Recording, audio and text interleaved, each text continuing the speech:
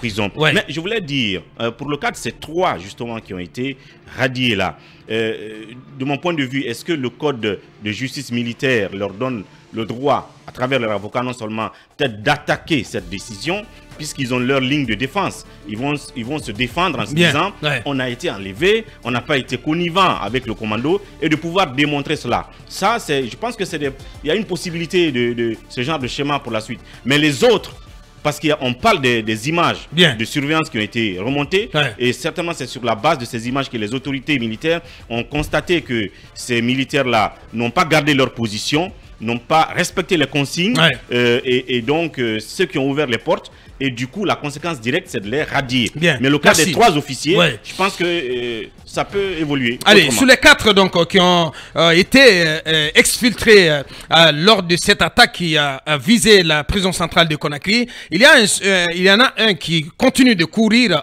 du moins officiellement, jusqu'à preuve du contraire. Il s'agit de Claude Pivi Coplan, dont nous avons l'avocat en direct, Maître Fodé Kaba Chérif. Bonjour. Oui, bonjour, monsieur Aboubacar. Bonjour à vos collègues du studio. Bienvenue. Oui, je vous remercie. Talibé. Maître Fodé Kaba, avez-vous des nouvelles de votre client, le colonel Claude Pivi? Bon, à date, je n'ai plus de ces nouvelles. Mais ce qui s'est passé, j'avoue que lorsque j'ai appris qu'il y a eu cette attaque contre la maison centrale, où j'ai d'autres clients, donc du coup j'ai tenté d'appeler certains de mes clients, y compris le colonel Pivi. Effectivement, je l'ai eu au bout du fil. Il a décroché après quelques tentatives, parce que son numéro ne passait pas d'abord, mais par la suite, je crois dans l'après-midi, j'ai pu l'avoir au téléphone et nous avons échangé. Je pouvais constater, si vous voulez, sentir dans ses propos qu'il était apeuré, il était surpris par l'événement, il n'en revenait pas. Et voilà, contrairement à ce que certains ont pu dire, je pense que mon client, dans ses propos, ne semblait pas rassuré dans ce qui s'est passé. Que vous a-t-il dit? Qu'est-ce qu'il vous a dit, maître? Bon, moi, je l'ai demandé s'il était parmi les personnes se trouvant en cavale.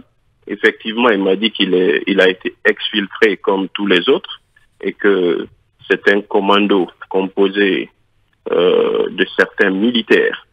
Alors, dans son fils, il a confirmé. Il a confirmé que parmi à la tête du commando, son propre-fils Verny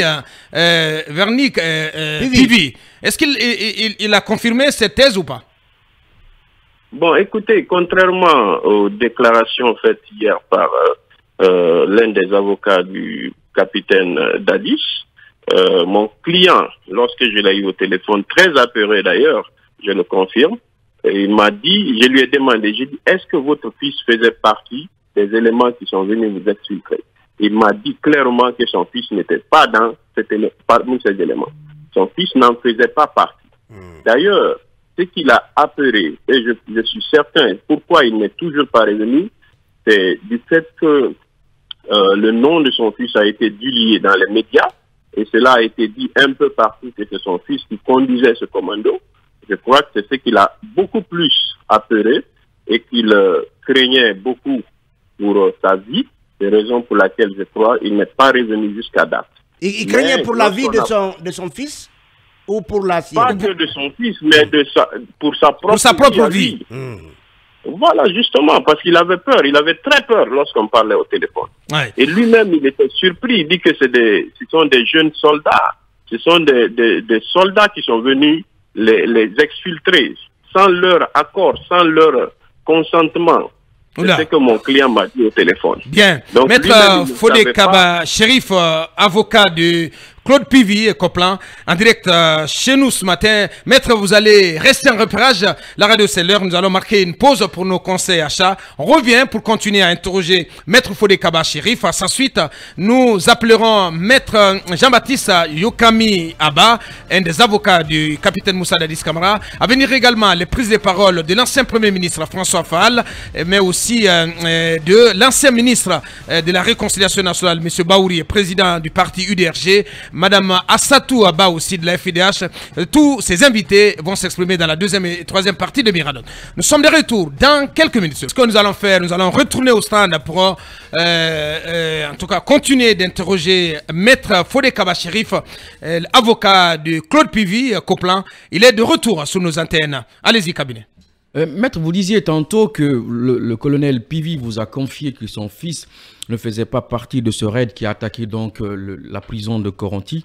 Mais sur quoi est-ce que vous pensez aujourd'hui que le fait pour votre client de tenir ce propos-là voudra dire effectivement qu'il y a eu plutôt un enlèvement qu'une tentative d'évasion? Bon, écoutez, comme je le disais, j'ai pu échanger avec mon client. Alors, c'était à quelle heure et quel jour? Dans l'après-midi. Dans l'après-midi du samedi ou d'hier? Du samedi, du 4. Aux environs de quelle heure? Bon, dans l'après-midi, nous avons échangé. Je ne sais pas exactement à quelle heure, mais je sais que c'était dans l'après-midi. Lorsque je l'ai eu au téléphone, il m'a dit que, voilà, il fait partie effectivement des personnes qui ont été enlevées par des éléments dont il ne connaissait pas, d'accord, parce qu'il me dit que ce sont des jeunes soldats qui sont venus les enlever tard dans la nuit et que, voilà, lui-même, il ne sait pas ce qui se passe, qu'il ne comprenait rien, donc... mais aujourd'hui, qu'il avait peur maintenant parce que il apprend un peu partout que dans les médias, on est en train de dire que c'est son fils qui était à la tête du commando, ceci ou cela. Donc, je l'ai demandé, j'ai dit, essayez de revenir parce que j'ai appris que le colonel Moussa Keboro était revenu. Donc, je l'ai demandé de revenir. Oui. Et que ce n'était pas la bonne option de revenir. Qu'est-ce qu'il vous a répondu? Bon, il m'a dit qu'il cherchait à revenir, mais qu'il avait peur désormais. Il avait peur pour sa sécurité. Pour sa sécurité, pour sa vie. Mais il disait que partout, désormais, on disait que c'est son fils qui a orchestré cela.